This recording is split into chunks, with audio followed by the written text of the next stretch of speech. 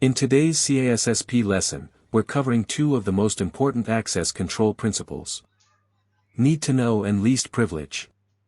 Let's break them down in the simplest way possible. By the end of this video, you'll understand what need to know means, what least privilege means, the key difference between the two, real-world examples. Alright, let's get started. Need to know principle. Let's start with an example. Imagine you work in a hospital. You're a nurse in Ward A. You should only see patient information for Ward A, not for Ward B, Ward C, or the entire hospital system. Why? Because the nurse has a need to know only for patients they care for. That is need to know. Definition. Need to know means a user can only access specific information required for their job. Focus. Data visibility, what can they see or read? Purpose. To keep sensitive information confidential. Now let's break down the key characteristics of the need-to-know principle. First, need-to-know restricts data visibility, not system privileges. This means it controls what information you can see. You might have access to a system, but that doesn't mean you can view all the data inside it. Second, this principle is used heavily in government and military environments, where sensitive information is separated into compartments. Just because someone has a certain clearance level doesn't mean they automatically get access to everything at that level. And that brings us to the classic example. Imagine Sally has a secret clearance. Does she get access to every secret file in the organization? Absolutely not. With need to know, Sally only receives the specific secret information related to her job role. She sees exactly what she needs to perform her duties and nothing more.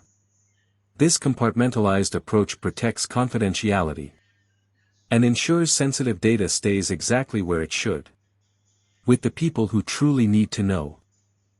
Now let's move to the second pillar, the principle of least privilege. So, what does it mean? Simply put, users are given only the minimum permissions they need to perform their job. Nothing more, nothing extra. If they don't need a permission to do their daily work, they shouldn't have it.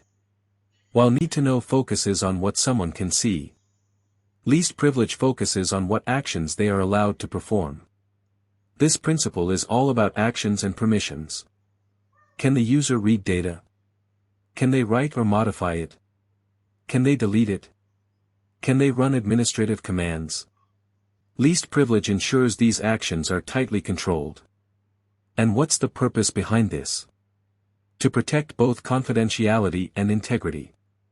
By limiting what a user or even an application or process can do, we reduce mistakes, prevent misuse, and contain the damage if an account is ever compromised.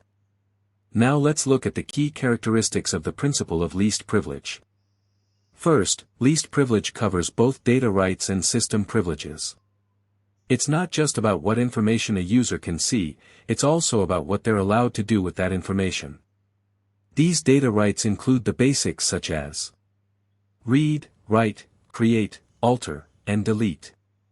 Only the actions required for the job should be allowed, all others should be restricted. And this principle doesn't apply only to people. It also applies to applications, services, background processes, everything that interacts with the system. Every entity should operate with the smallest amount of power needed to function. And there's a major security benefit here. Limiting privileges also limits the blast radius if an account gets compromised. If an attacker takes over a low-privilege account, their ability to cause damage is dramatically reduced. Why these principles matter? Smaller blast radius, if an account is hacked, the attacker is limited. Fewer accidents, users with minimal rights can't break critical systems. Better malware protection, malware inherits the victim's permissions. Compliance, regulations like HIPAA and SOX require strict access controls. But, here's the part most people forget. Both principles only work if job roles are clearly defined. Without proper job descriptions, we cannot determine what user should see, What user should do. Security starts with clarity. Real-world CISSP scenario. A software developer's laptop gets infected with malware. Without least privilege. The developer had admin rights. Malware now has admin rights. It can access databases, change code, even delete data. With least privilege. The developer has limited rights. Malware is trapped. It can only access the developer's folder, not production, not finance, not sensitive files.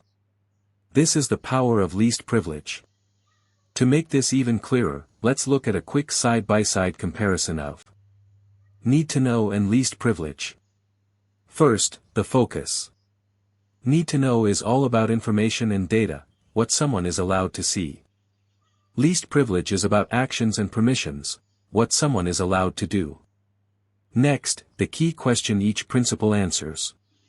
Need to know asks, what should this person see? Least privilege asks, what should this person be able to do? Then the goal of each principle. Need to know is purely about confidentiality, protecting sensitive information. Least privilege protects both confidentiality and integrity by limiting the power to modify or damage systems. Here's a simple real-world example to tie it together. A nurse may only see ward a patient records, that's need to know. But even within that data, the nurse can update vital signs but cannot delete records. That's least privilege. CISSP takeaways. Need to know equals data visibility. Least privilege equals minimum permissions. Both require documented job roles. Never confuse them on the exam. So in short, need to know limits who can see which data. Least privilege limits what actions someone can perform.